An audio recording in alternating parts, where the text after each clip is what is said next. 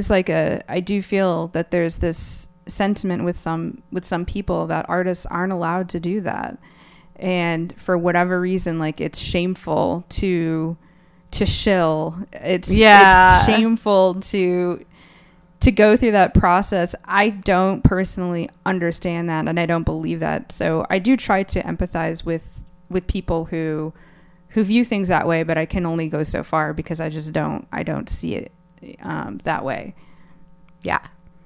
And I mean, even like in the origins of this podcast back in the day, it was talking to people who are artists and also who have other jobs, because that was something that was always a quandary in my mind of like, why are you seen as either not fully invested in one or the other? And like, why are we shamed sometimes for doing multiple things? Yeah.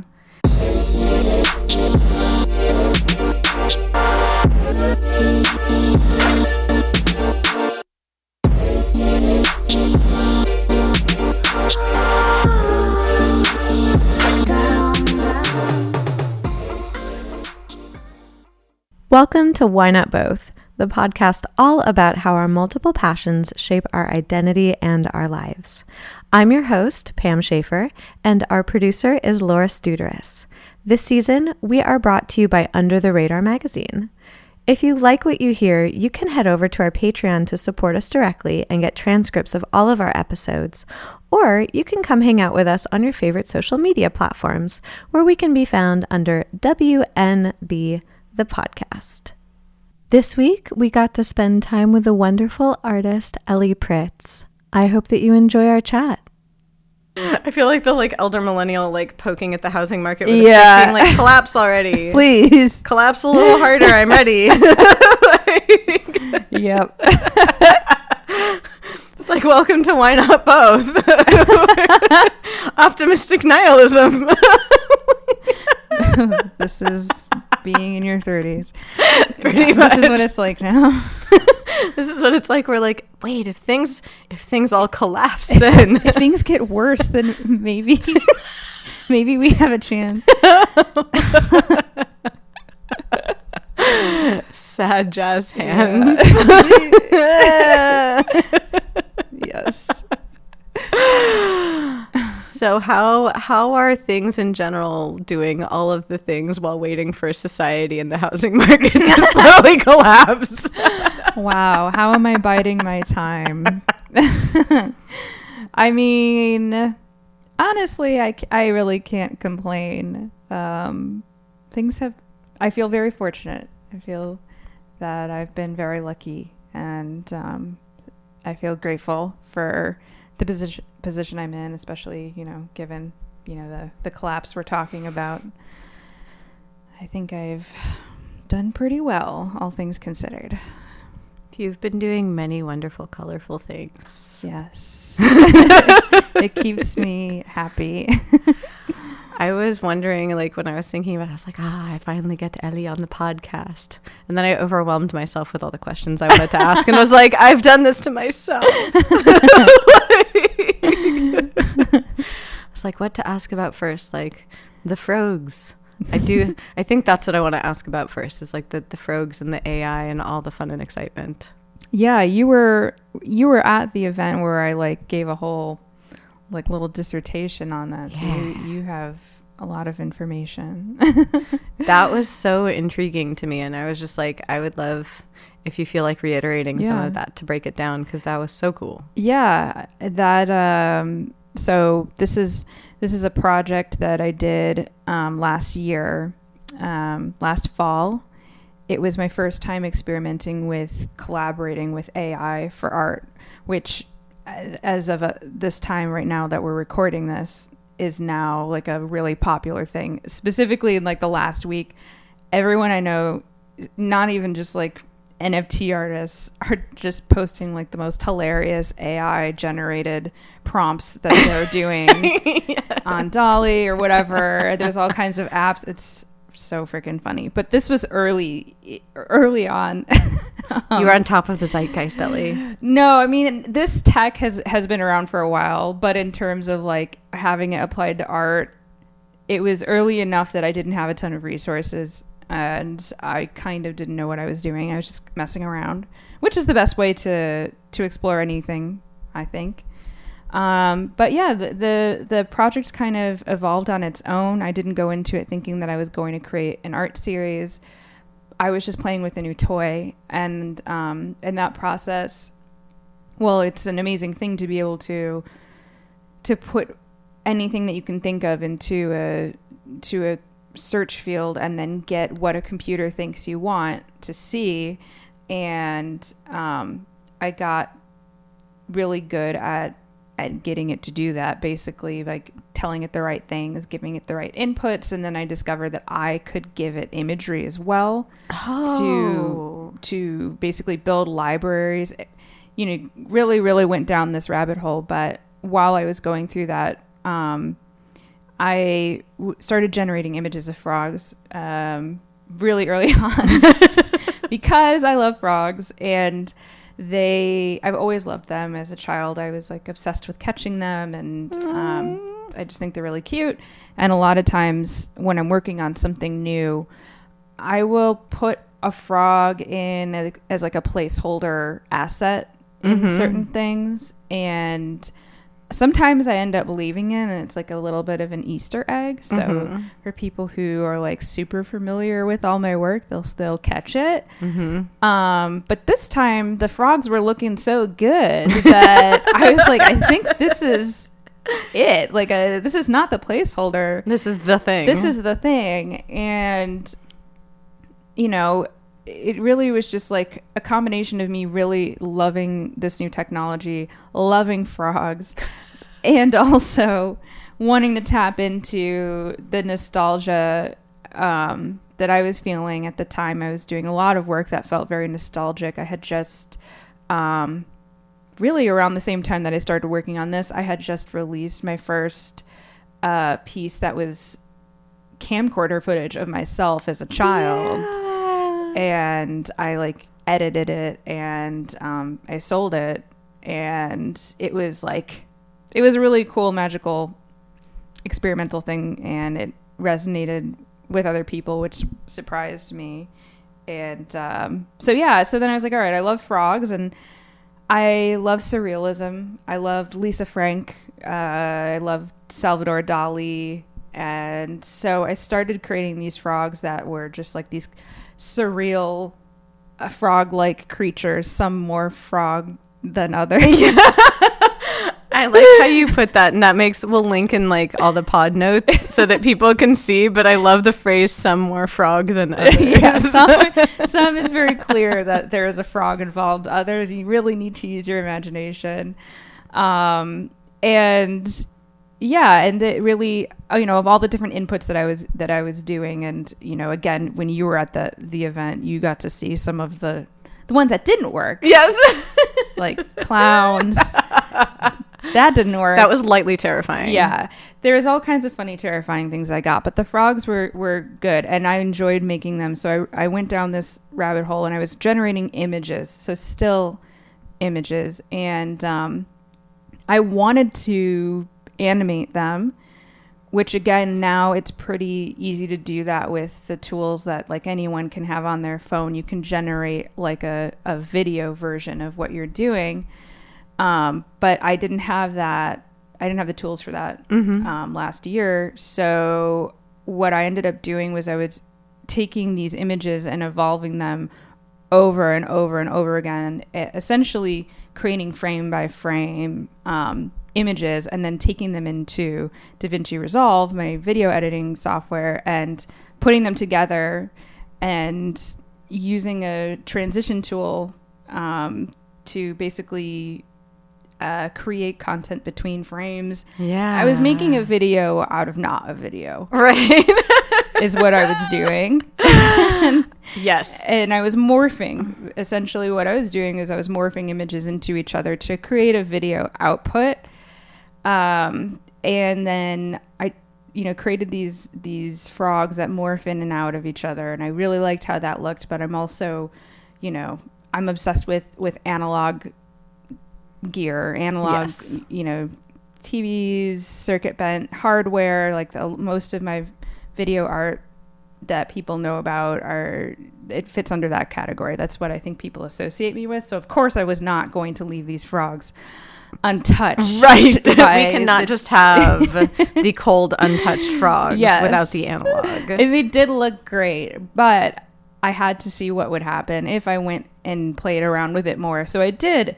So I'd take the videos that I was creating on my computer, put them onto a little portable drive and media player, and then put it through hardware, put it through a mixer where I created like feedback loops, video feedback loops that create kind of these like melting effects, and just created like I just created these really special little weird little things, videos that I called Frogeforms or Frogeforms or Frogies, because I spelled Froge. It's like everyone has a different interpretation of what that should sound like. Yes. And there is no right answer.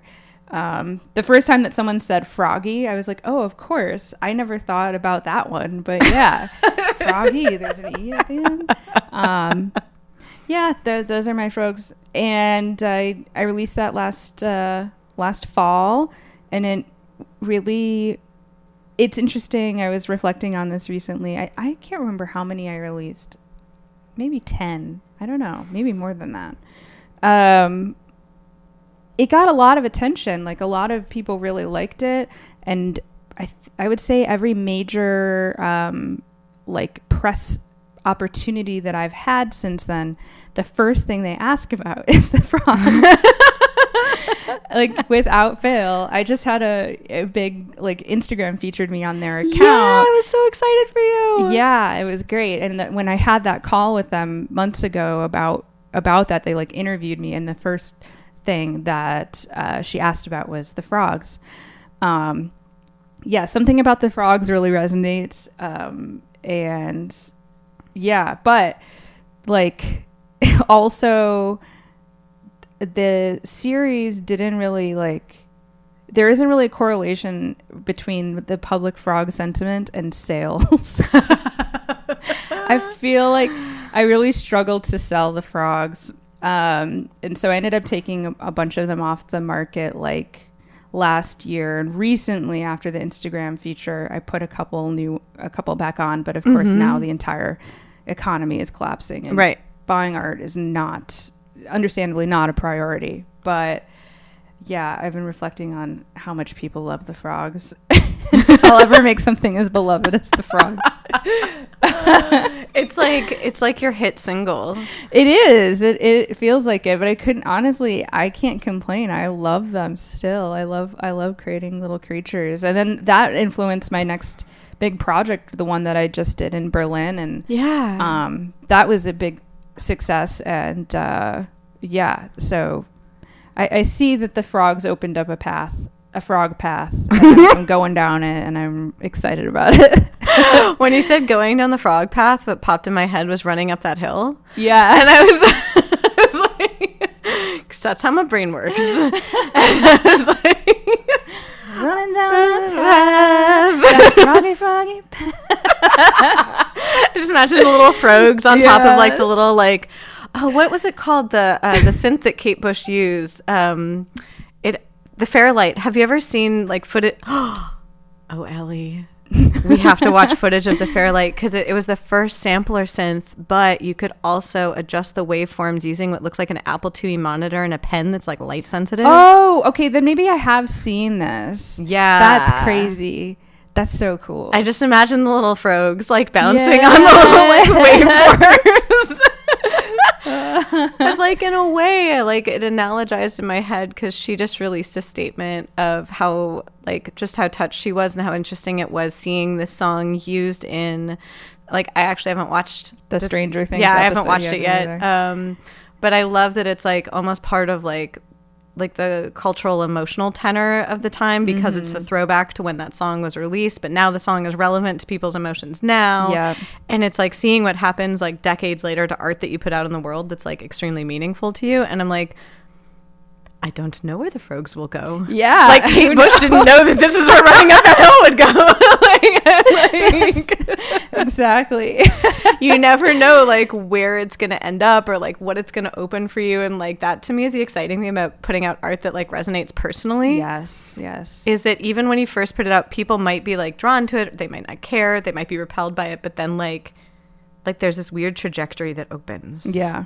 Yeah. Like, Exactly. That's why, I think it's really important as an artist to continue to share your work because you never know who needs to see it, who it's going to resonate with, and where it will lead you. And it can be scary putting, especially if it's something that means something to you personally, it can be very scary putting it out there and not knowing what's going to happen.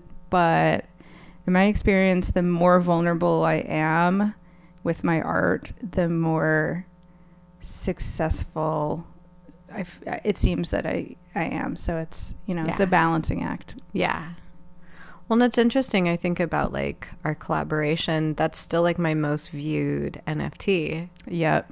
And it's fascinating because like you said, like there is this interesting relationship of like, and I don't know if you can speak to this. You actually probably can a lot more than me, of almost like a tipping point of people viewing or engaging with your work that flips over to people investing in your work. I've noticed that with like music, and now I'm seeing that with like the spells that like I made with you and like with my other friends, that like a lot of people are viewing them and then messaging me about them. And I'm like, they're for you. Yeah. You may make this transaction and have this spell, but it's really interesting that people like almost have to like engage with you over and over and over again until they're like, okay, I'm going to invest in this. Yeah, definitely. I mean, every collector is different, but there's certainly a lot where, they do want to be very involved in the story of you and what you're doing, and that makes perfect sense. I'm not surprised to hear that, and I'm not surprised that it's getting lots of views because it's really cool. It's so cool. Not to be self-aggrandizing, but we made a really good one. Yeah, no, I completely agree.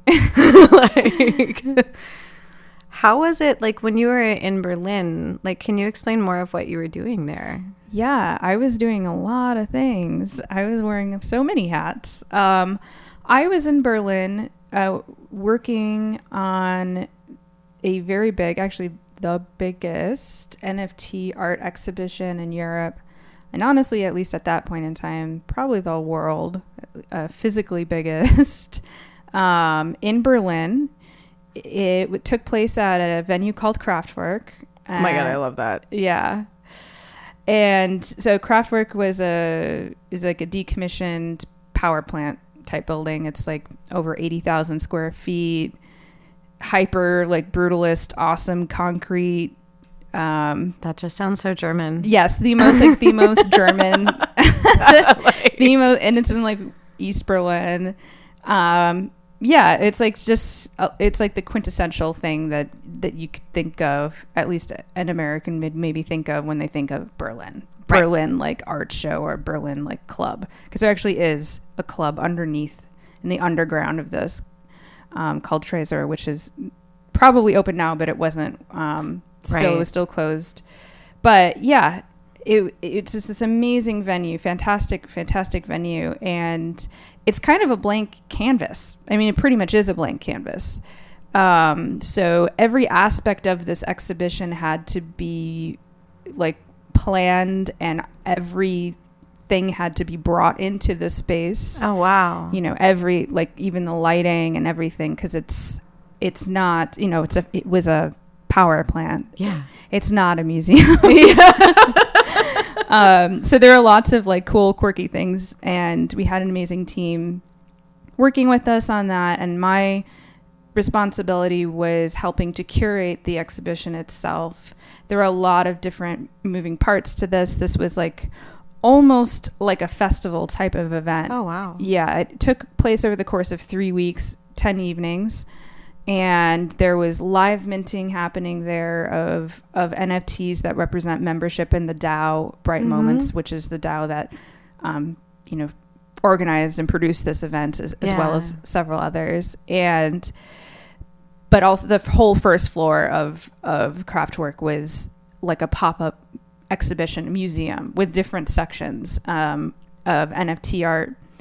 The history of NFTs, you know, sounds crazy to some people because it's so new, but there's history there. Yeah.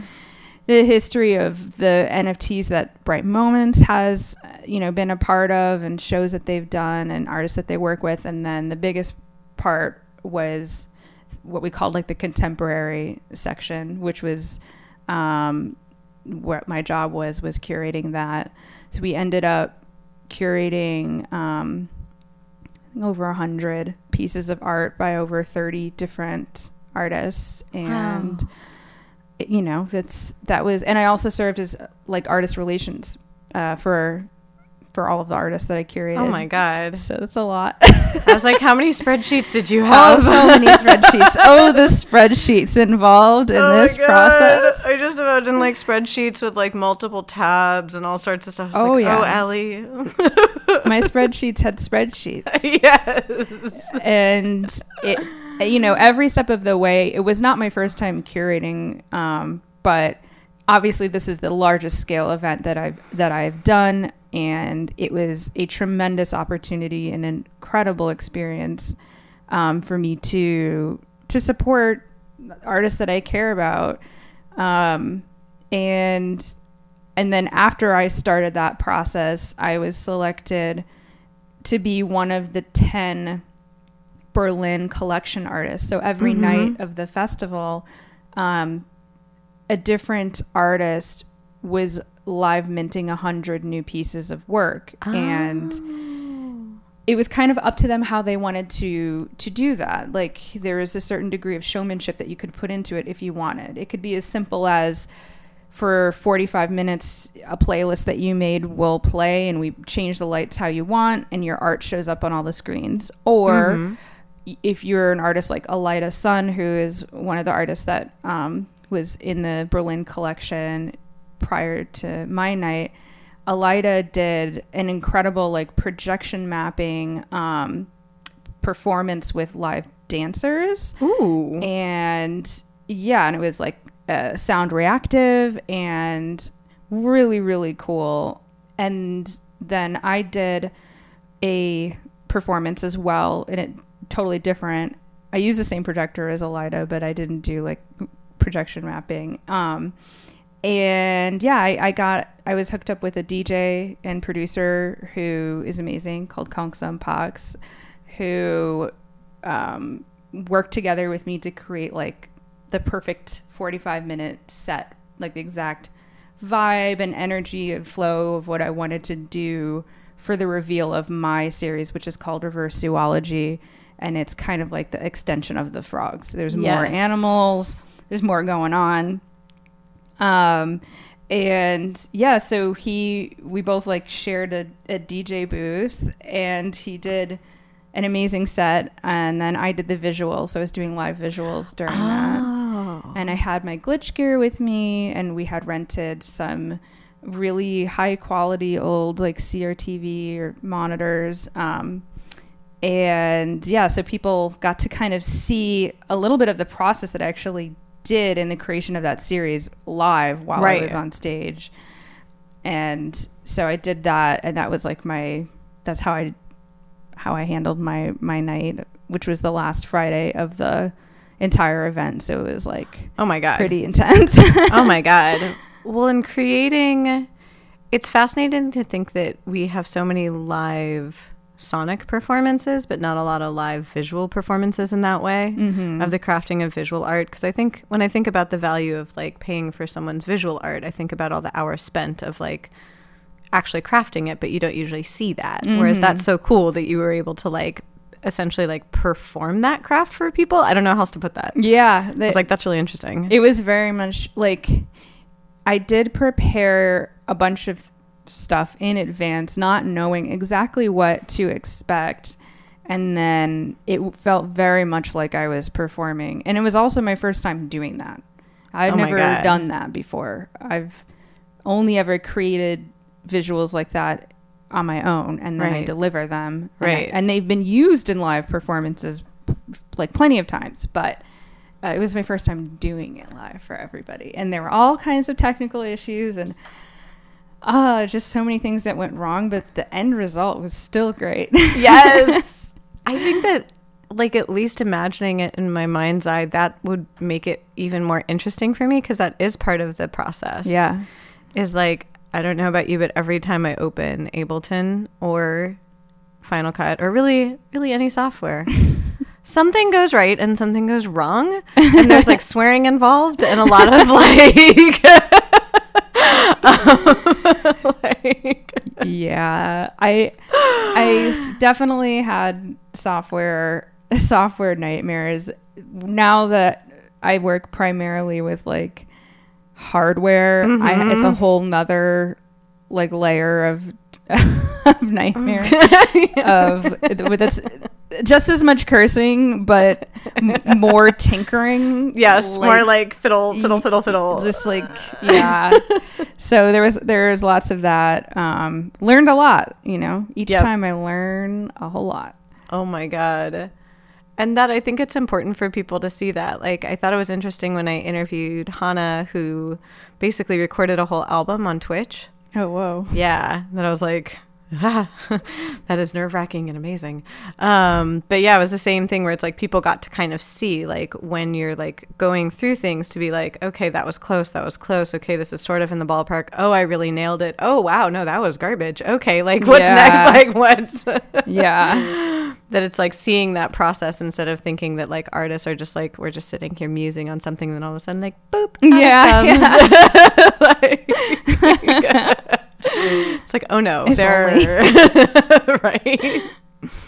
There are so many missteps along the way. Yeah, but sometimes those missteps take you a way that you wouldn't have gone, and it ends up better than what you originally imagined. Oh yes. Like, that's even what happened when I was drawing the sigils for ours, is that like a lot of times, like, I'll be drawing, for whatever reason, all of my sigils at the very beginning end up looking like music notation. I could see that. Yeah. Now that you say that, I could totally see that. It's so funny. I'm always just like, why do all of them, no matter what I'm combining, end up looking like the treble clef? You know what? It's baked into your soul. Right. Like, oh my God, it's deep within there. What was it like, I guess, like when you're curating, what are you looking for to bring into different spaces? It depends on the show that I'm curating and what my intent is. So for Berlin, my intent was, we're coming into a European city right as things are opening back up after COVID. And the sentiment towards crypto and NFT is not as friendly even as here. I mean, it's divisive everywhere, but at least initially when I was visiting Berlin and kind of trying to get a temperature check, it was like lukewarm. And on top of that, we're like an American team coming in to Berlin and having this show of NFTs.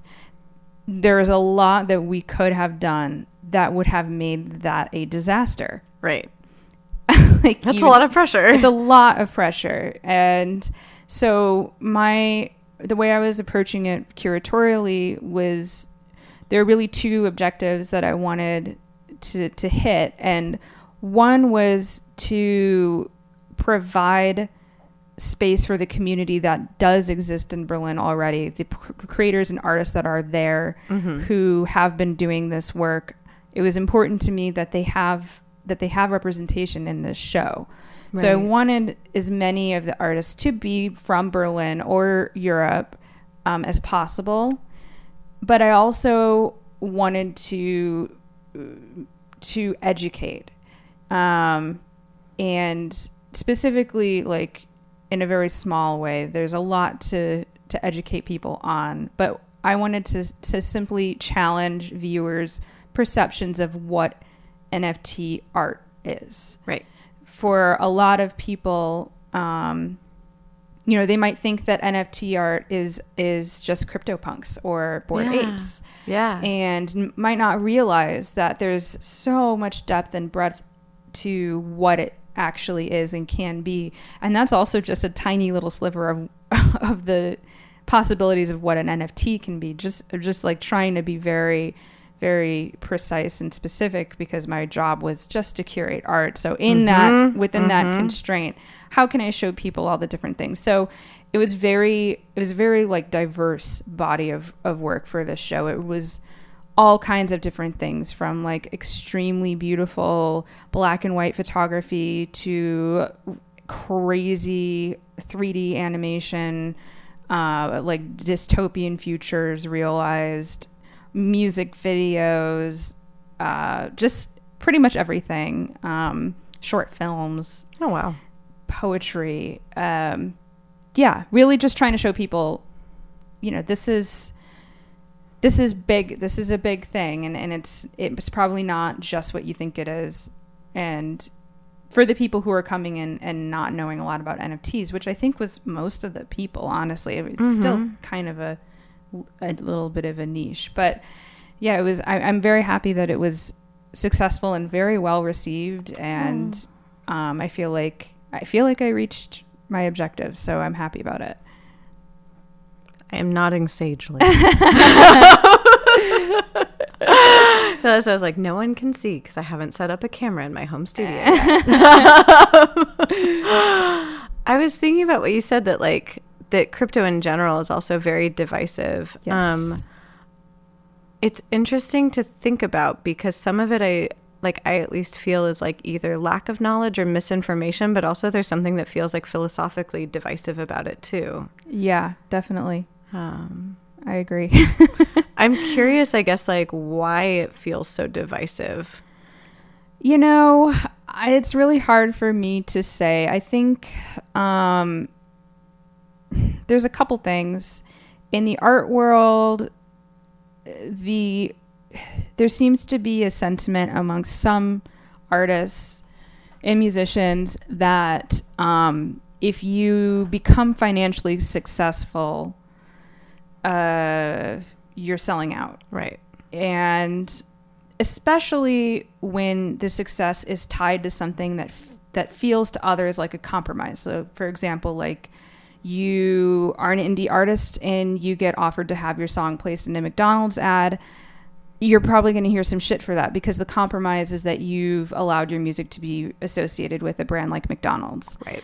And in the crypto world, because there is an environmental impact with some of the blockchains, and touching on your point, I do think there is a lot of misinformation and just lack of education in that regard. But some people take it at face value and they say, oh, this is terrible for the environment. So the compromise you're making as an artist is you're destroying the environment so that you can make money. And of course, if that's what you think, you're going to say that those artists are selling out. Right. In the worst way. Right. So, that's, at least on the artistic side, like that's where it seems like the division really is strongest. And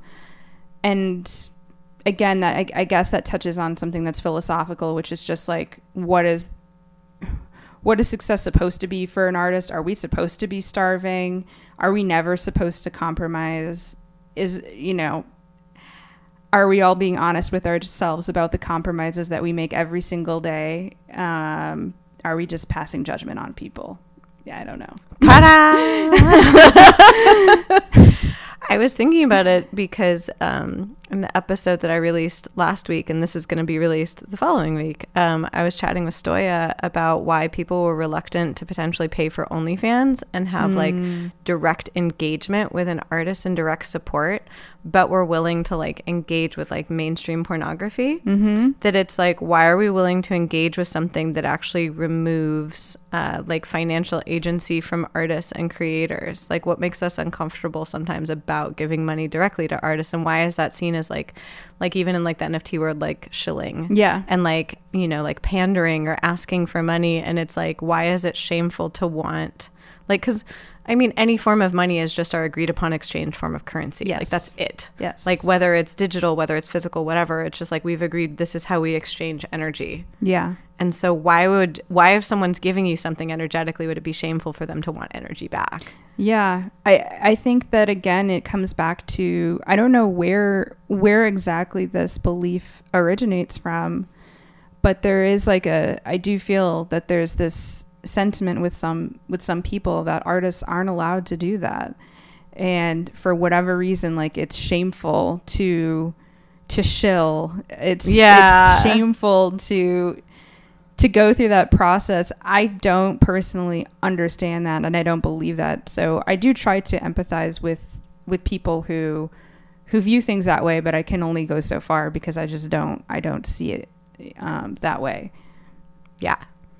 And I mean, even like in the origins of this podcast back in the day, it was talking to people who are artists and also who have other jobs, because that was something that was always a quandary in my mind of like, why are you seen as either not fully invested in one or the other? And like, why are we shamed sometimes for doing multiple things? Yeah. And like, I find it fascinating that like, I feel like I have like insider knowledge where I'm just like, all of the lives of Ellie. Yeah. I was just like, I've seen so many wonderful things. But you've always been so like resourceful. And I find it fascinating looking at all of the things that you've done within like different artistic professional spheres, that it's like you found a way to always like express yourself in these ways while still like receiving compensation. Yeah, for the most part. And I'm very, very grateful for that. But it's a lot of work. Yeah. I'm like, in the previous lives of Ellie, I was like, you've done so many interesting things. Thank you. I'm on a never-ending quest to do interesting things. I need it to stay sane and to feed my ADD brain. I need to constantly be challenging myself and like leveling up, and you've known me for a while now, so you've gotten to see some of the different ways that has manifested, and you'll continue to see all the different things. I just made tiny plotting hands of like, I get to see what comes next. Because I remember when I first saw your work, it was a lot of almost like the hypercolor desert photography was what like drew me to your work. Yeah. A lot of people, that's still like the association is like Joshua Tree, the kind of surreal color Joshua Tree photography. I was actually just there and doing just that. I still love the desert. I still love photography. I don't do it as much as I used to, but it's still a huge passion of mine. And I think like, especially color wise, like my relationship to color and the color in my work, no matter the format, whether it's photography or video or whatever, like I feel like that's a major through line where it's like you can look at it and you know that I did it. Yes. Yes. And so I'm constantly playing with color in one way or another. That's what personally resonated with me, because I'm not like fully synesthetic, but I have a crossover of like sound and color specifically. Same. This explains so much. Yeah. How did we just figure this out? That's why it's so easy to collaborate with you. Like, everything makes sense. Yeah, because it's so, for me at least, I'm so glad that when I work with you, I can be like, oh, this feels more lilac, and you like get what I mean. Yeah, that's so true. Yeah, I have synesthesia, and it's a bunch of different forms. Sound and color is definitely one of them. And when years ago, I tried to make a game to teach people like about synesthesia and kind of try to like almost train them into the experience of it. And it, I created this game. It was for Google Chrome. It was like a browser based game. It was kind of like a matching game with tones and different colors and imagery. and it was actually a huge failure. Like no one could do it. Because it was a game, so there was an objective. You were supposed to like go through the levels and then win, and I just had to keep like changing it to be more and more simple and give more and more hints until the end it was basically like I had to hold your hand in order to show it. But it was still a really cool experience, and I still like got some cool opportunities because of it. But yeah, it can be very, very difficult to communicate about these things with somebody who just isn't perceiving things the same way. That's what I was also curious about, is even if someone is synesthetic, like it seems like at least you and I have like compatible synesthesia. Yeah. But like there might be people that have like synesthesia that then experience things completely differently. Definitely. Absolutely. I feel like no two people are exactly the same when it comes to that. Not that I've met a ton of people. Yeah. It's very hard for me to really believe that everyone doesn't have a certain degree of synesthesia, especially musicians. Like I cannot wrap my brain around it. Yeah. I don't know how it's possible that you could be a musician and not have that a visceral connection to the the notes that are being played. Like how do you know when you're playing a bunk note if you don't see it? I don't understand that. So it's just as much of a limitation yes. on my end as others. So I was talking with my boyfriend after seeing the Tori Amos concert about why sometimes it felt emotionally resonant when someone's off key, mm-hmm. and like why sometimes someone has to be on, but mm-hmm. why like I personally sometimes like I'll know like cognitively that someone's off key, yeah, but sometimes that makes the emotional expression different for me and I enjoy it, whereas other times it's really grating. Yeah, absolutely. And I was thinking about that, what you just said, that it's like, how do you know if the note is wrong? How do you know if something's out of place? And for me it feels like the wrong texture, or like it like is in the wrong spectrum basically. Mm-hmm. But sometimes I like the friction of things in the wrong spectrum. Or if someone is consistently like, say like 10 dB flat, I'm like, you know what, you're consistent. Yeah. Like this is all matching. Like, true. If you're going to be flat, like just be flat the whole time. Yeah. And like, we're good. As long as you're not like, oh, I'm flat, now I'm on, okay, now I'm sharp. I'm like, that's like disorienting. Like, yeah. It's like if you're going to be off like the same amount the whole time.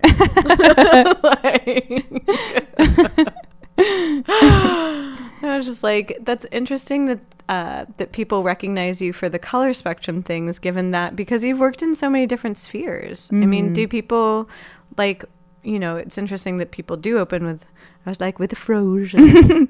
Do people know like all the different spheres you've been in though, or? Probably not. Honestly, probably not. I think it depends on when you met me. Yeah. You'll have more or less exposure to the different things that I've done. Very few people really have known me for so long that they really know everything. And I don't really make a habit of talking about myself. I do love to share my art, but I don't really go around talking about all of the other things that I've done before. And maybe that's something I need to work on, because it seems like people do appreciate it once they find out. But yeah, I'd say most people have no idea. They just know me in the context of however they know me, like, and then that's that. Yeah. Because that's what I find so fascinating, is that you have such like a multifaceted experience. And like in my mind, I'm like, you're like the most like unassuming badass, basically. Thank you. Just like, of course Ellie knows everything about like tech and casually built like a synesthesia app and like stuff like that. Just like he worked on like major campaigns and understands marketing and like does all this cool stuff, and I was just like, yeah, it's cool. Yeah. Because all of those skills and those experiences, like they all do like culminate in kind of like who you are. Yeah, absolutely. For sure. I think I will be selective about what I share with people, just to like, again, out of humility and also just to connect with people more. If I know that somebody has an interest in a certain thing that I have experience in, then I'm going to focus on sharing that. And I don't need to get into all the other random stuff unless they're curious. I don't know if you have this experience. I find that I do a similar thing where it's like I'll start with kind of like whatever lane someone has like either met me in or, you know, like not like what I think people want, like in a people pleasy way, but just like what's relevant to like the interaction we're having. But then if more things come out, sometimes people are almost like confused by me. Yeah, because they're like, oh, wait, I thought you were a therapist? Exactly. Or I thought you were a musician? Or yes. I thought you were a witch. Exactly. As I cackle. Like, yes, I am a witch, Ellie. Yes, and yes. All of the above. Answer choice D. All of the above. Yep. Yeah, it's almost, I don't think intimidating is the right word, but like, do people get confused when you also like are like, oh, I'm a musician, and oh, like I've also worked on these campaigns, and so like. No, you know what? I haven't experienced or picked up on confusion, but I have gotten like,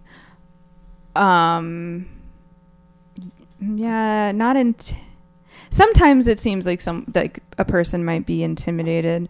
Usually it's just like they feel a need to say something about, oh, you've done so much, or, you know, something that's very complimentary and nice.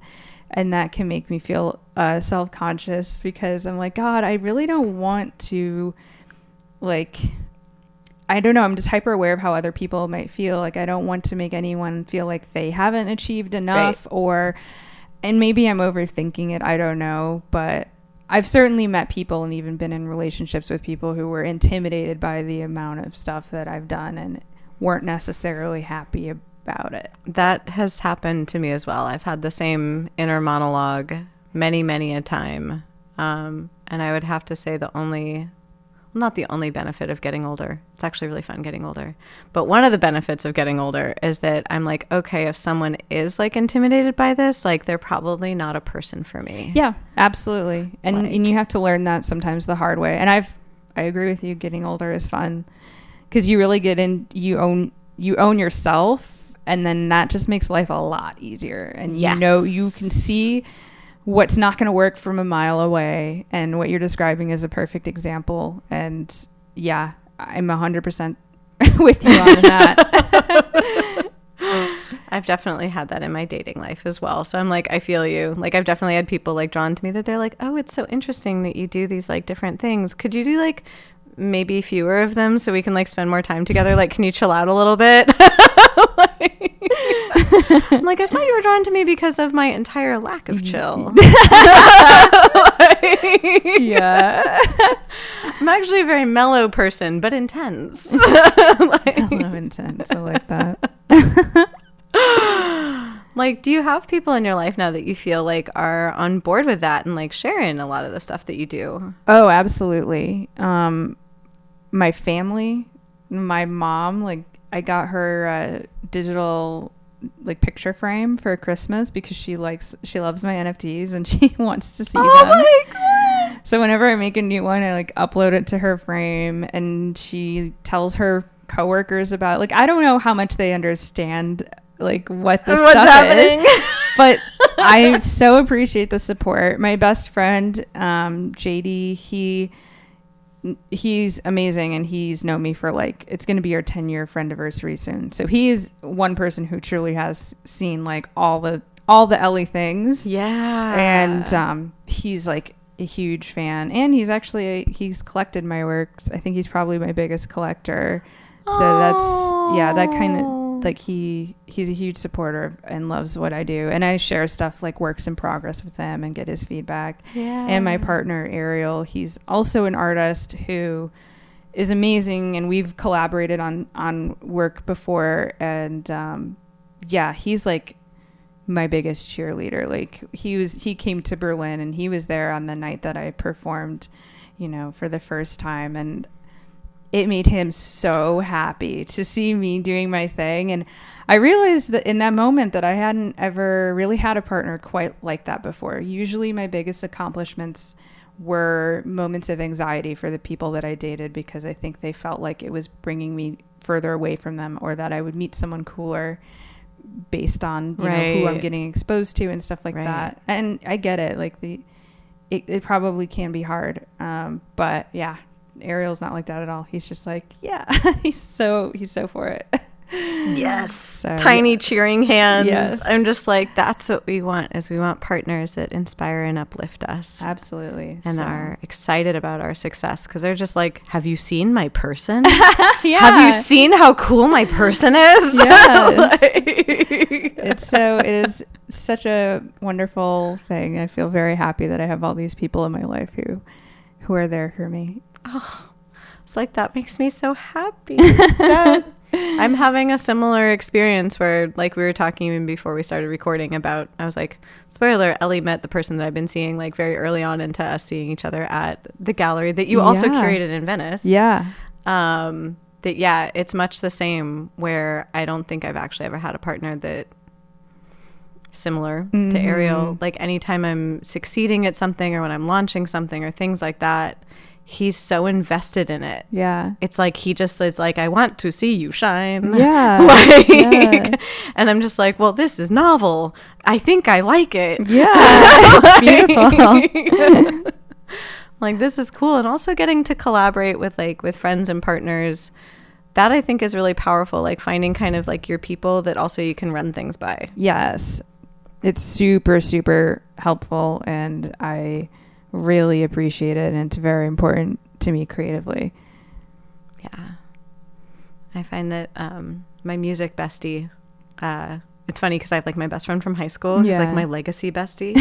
And then then I met Cassandra, I think in like 2012. We like played a show together, and just became like super close. And she's the musician that like I'll run my stuff by and be like, are we in the ballpark? Like, what does this feel like? Like, what? Yeah. Having someone like that, because I think, I don't know if you've had this experience, but if I run something by someone and they go, oh yeah, cool, I know that I'm not nailing it. Yeah. You need to hear like the enthusiastic, like, whoa. Yes. Yeah. Or you need to hear the like, ugh. Like, it's one or the other. I need to hear some sort of like strong. Yes. Absolutely. If it's a neutral response, I'm like, okay, I'm not nailing it. Yep. I guess what's coming up next? Because you've been working in like so many different spaces. I was just like, what spaces are you in like, I'm like in the near future as we are poking the housing market to collapse? Yeah. I mean, I'm still very involved in the NFT art world. And I'm going to continue to be, an advocate for NFT artists. I am planning a show that I hope will be happening later this year. That's actually the show that you went to. I think you've been to all of my shows in LA. So the Electric Psychedelia show, which I think was the one that you're talking about where I met your partner.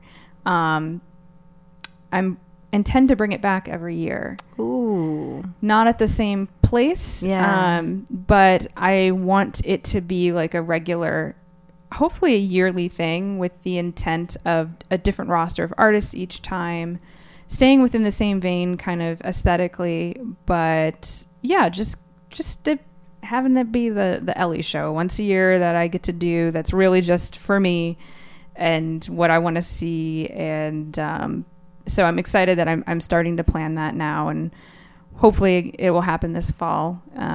Stay tuned. And I'm working on a couple different art series of my own that I will release at some point. Right now is kind of a really crazy time, and maybe not the best time to be releasing NFT art, but I'm still doing it because I'm still making it. Yep. So it's going out there. Yep. I can't sit on stuff for too long or I won't put it out. So I have like a sweet spot of time that I need to share it, or I will decide I don't like it anymore and I will never share it. And So yeah, I'm chugging along, and I'm also I've been working on for the last like 4 years, kind of in secret, on a feature film that is finally starting to see the light of day after many COVID related setbacks. Oh, God. So I really don't want to jinx it. I was like, knock wood. Yeah. So there's a chance that probably Q1 next year I will be filming something where, and that will be a whole big thing. And yeah, stay tuned for that as well. I like all the Ellie spheres. Yeah. That's exciting. I was just like, are you working on anything outside of the art world, or are you currently doing all art world? There we go. I am pretty much entirely working on art related things, which is fantastic. So last year I essentially shut down the ad agency, marketing agency that I had founded after I left Apple. I stopped taking new clients, let go of some clients, and it's basically the most like bare bones operation right now that's mostly being handled by other people. But every once in a while I have to like literally sign a check or look at something. Yeah. But for the most part, my time is really just spent on things that are art related. Amazing. Yeah, I'm very, very grateful for that. It's like, congratulations. Though also, I don't know if you've experienced this. Sometimes when I'm doing, like, I like doing almost like a balance of things, because sometimes I find if I'm focused on, especially like one sphere of creativity, not if I'm like stuck in a bad way, but just if I've reached like kind of an impasse I need to think about, I like to have another kind of creative thing to work on. And it sounds like you're working on things all in creative spheres so that you'd be able to kind of balance. Yeah, for sure. But I definitely get burnt out. Like, I usually don't accomplish as much as I think I can every day. I think that I can finish 2 projects and I'm like barely scraping along with one. So it's hard when it's a creative endeavor and it's not just a spreadsheet that I need to fill out. So yeah, I do bounce around, but more and more often it's like just bouncing around between creative projects, which is why curation is also like, that is such a different, even though it involves the creative world, it is a very different thing for me to do. So yeah. I really do also just like personally enjoy the break of creating art to just looking at art and curating art and interacting with artists and thinking about how to help people. That's like this is another really important thing for me to do. Yeah. That makes a lot of sense, because like I think about when I'm almost in like, it's kind of cyclical where it's like I'll be like outputting stuff and then almost like inputting stuff, because you can't constantly be outputting. Yeah. After a while, you're like, I've run out of output. Yes.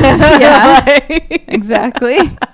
We need some input coming in. Absolutely. That makes a lot of sense. Oh, thank you for being so generous with your time. Thank you. You're so sweet. Thank you again for listening to this episode of Why Not Both. If you liked what you heard, please make sure to like us and subscribe to us on your preferred podcast platform. You can also come hang out with us on social media. We are at WNB the podcast, both on Instagram and on Twitter. This season, we are brought to you by Under the Radar magazine. Under the Radar is a nationally distributed print, music, and entertainment magazine and website. You can find them at www.undertheradarmag.com, and feel free to support them on Patreon. Extra special thanks to our producer, Laura Studeris, who is literally a rock star. Thanks again, and I look forward to seeing you next episode.